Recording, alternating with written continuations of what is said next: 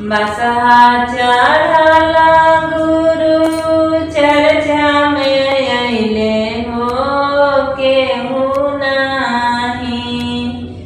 गुरु के जाने पहचाने हो केहू नाही।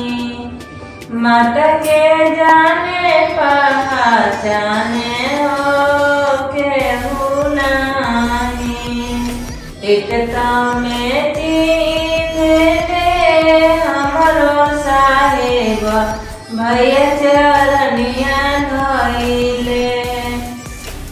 एकता में चिन्हली हमरो लीलमा दीदी चरनिया धइले।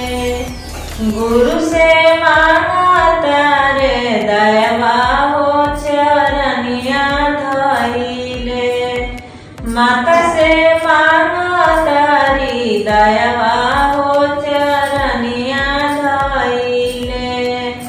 पहिला में दया मंगला दूसरे में चर्चा हो चरनिया धइले।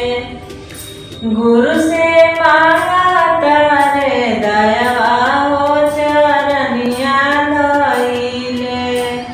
माता से मांगतारी दयावा हो चरनिया धइले। हर हर महादेव मैया पार्वती साहब भैया दीदी दया। हमारे वीडियो देखने के लिए धन्यवाद। कृपया हमारे चैनल को सब्सक्राइब करें।